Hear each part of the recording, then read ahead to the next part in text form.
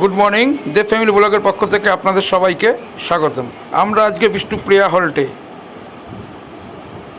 আমি সুদীপ দেব, আমার সঙ্গে আছে আমার জুনিয়র।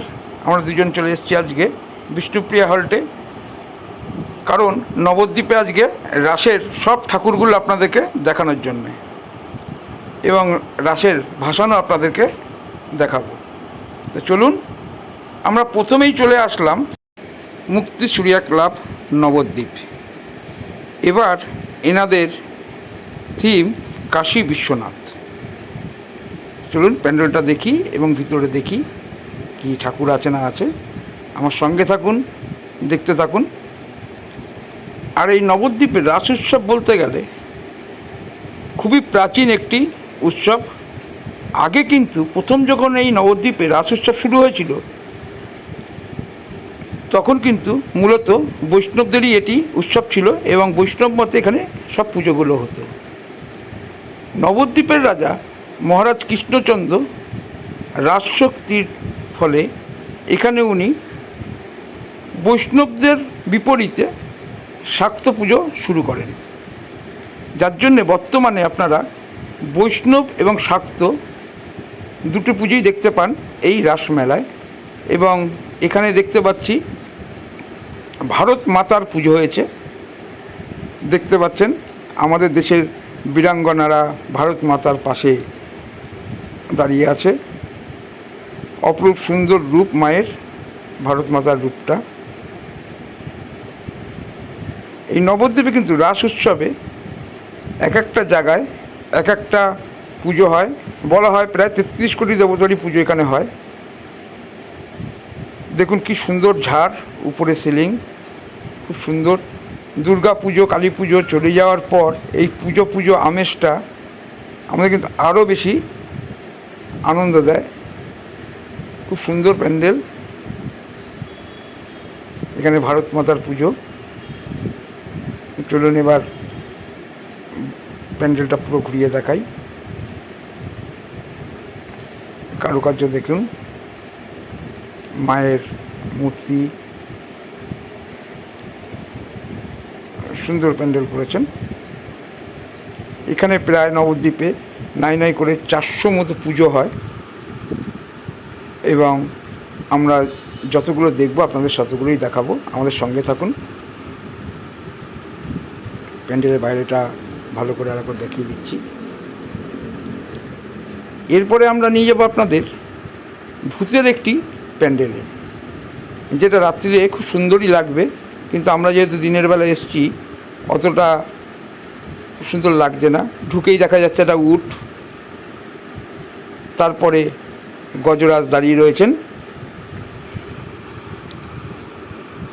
দেখতেই পাচ্ছেন। এই যে এখানে শ্মশান পুরীতে ভূত ও মহাকাল, দেখতেই পাচ্ছেন। চলুন আমরা প্যান্ডেলের ভিতরে ঢুকছি। দিনের বেলা বলে অতটা কিন্তু সুন্দর লাগছে না। রাতে যখন লাইট জ্বলবে এবং বক্সে মিউজিক সিস্টেমগুলো চলবে, তখন কিন্তু সত্যিই একটা ভয়াবহ আবহাওয়ার সৃষ্টি হবে এখানে। উপরে দেখুন হার ঝুলছে।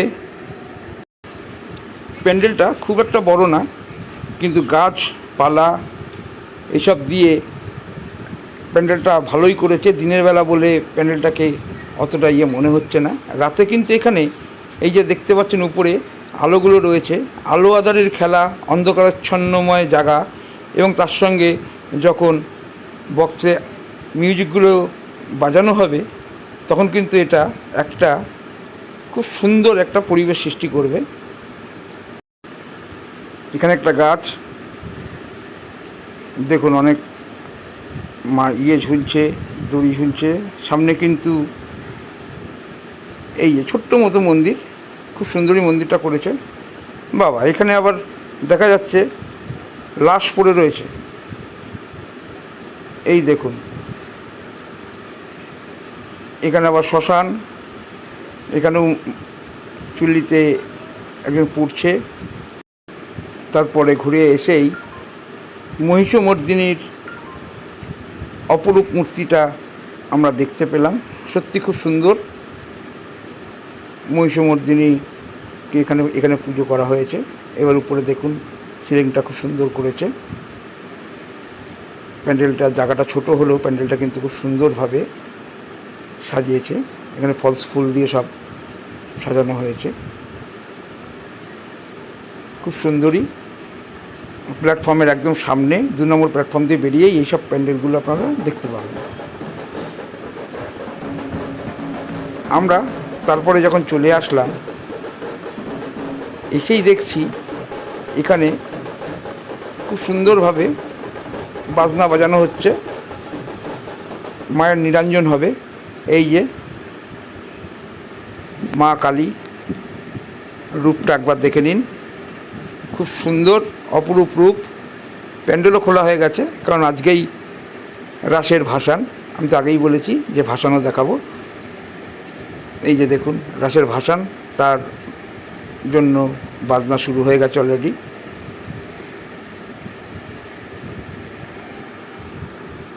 তারপরে আমরা চলে আসলাম একটা রাজবাড়িতে।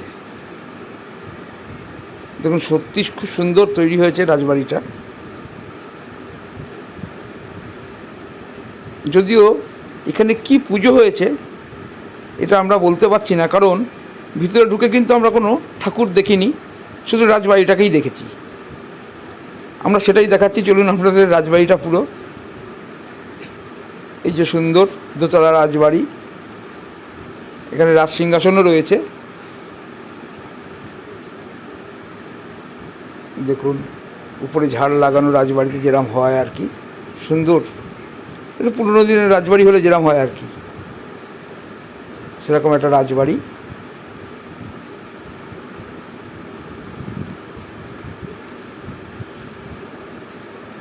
কিন্তু সত্যি কথা বলতে এখানকার খুঁজেও আমরা কোনো ঠাকুরের মূর্তি দেখতে পাইনি। জানি না, হয়তো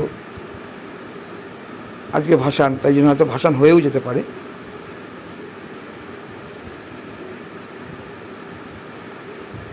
এই যে সামনে আগে রাজারা যে গাড়িতে করে টমটম গাড়িতে যেত, সেই গাড়ি সামনে একটা চাকা ভেঙে পড়ে রয়েছে। মোটামুটি খুব সুন্দর। বেরিয়েই আমরা দেখতে পেলাম আবার এক শ্যামা মাকে। অপরূপ সুন্দর রূপটা মায়ের। এখানেও প্যান্ডেল খোলা হচ্ছে। এখানে কিন্তু দেবাদিদেব মহাদেব, এটা নবদ্বীপের সবুজ সংঘ, ওলাই চণ্ডীতলা। এখানে ট্রেন দেখুন, হাওড়া থেকে ওলাই চণ্ডীতলায় যাচ্ছে ট্রেনটা। এটা ট্রেনের ভিতরে দেখেছেন এখানকার যাত্রীগুলো। রাতে দেখে তো এমনিই ভয় লাগবে যাত্রীগুলোকে, যাত্রী যারা বসে আছে। এই যে ট্রেনটা,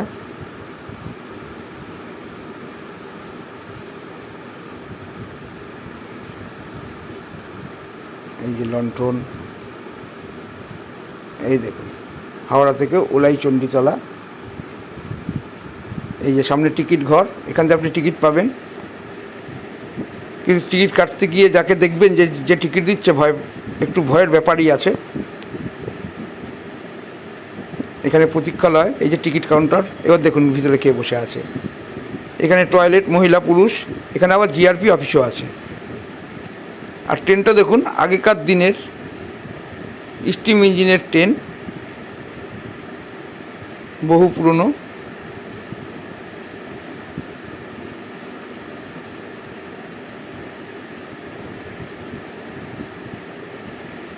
ওলা দেবীতলা জংশন। চলুন আমরা এগিয়ে যাই সামনে। আমরা এগিয়ে এসে দেখলাম দুটো সিংহ নিয়ে দাঁড়িয়ে আছে মা। মায়ের রূপটা একবার দেখুন। এটা হচ্ছে কাত্যায়নী মাতা, অপরূপ সুন্দর। দুটোই তিনটে অসুর, একটি মহিষাসুর আর দুটো অসুর। এটা হচ্ছে কাত্যায়নী মাতা। এখানে সিংহটা দেখুন, কি রাগী সিংহ বাবা। এর আগেই বলেছি এখানে প্রচুর পুজো হয় এবং এক এক জায়গায় এক একটা। এটা হচ্ছে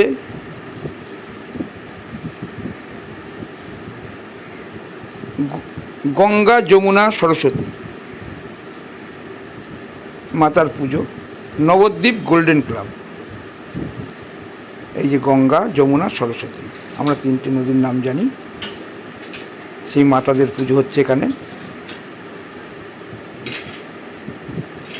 এখানে দেখুন একদিকে শিব, একদিকে এটা হচ্ছে মাতা অন্নপূর্ণা। এখানে মাতা অন্নপূর্ণার পুজো।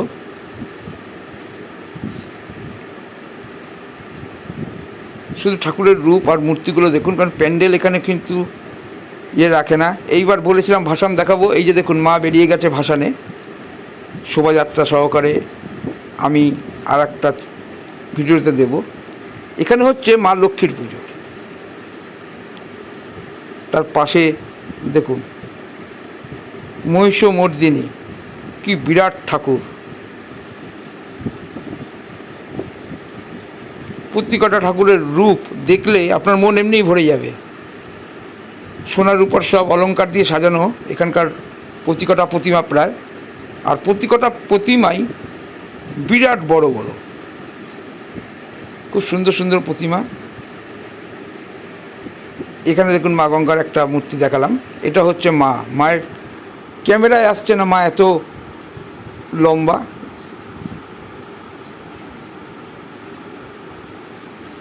নিত্যকালী শিবকে দেখুন কি অপরূপ দেখতে। আর এখানে দুর্গা পার্বতীর রূপ। ওখান থেকে আমরা আবার চলে আসলাম আর একটা প্যান্ডেলে। এইবার প্যান্ডেলটা দেখুন, শিব ঠাকুর হাত নাড়িয়ে কী যেন বলছে, মা গঙ্গা নিচে আছে।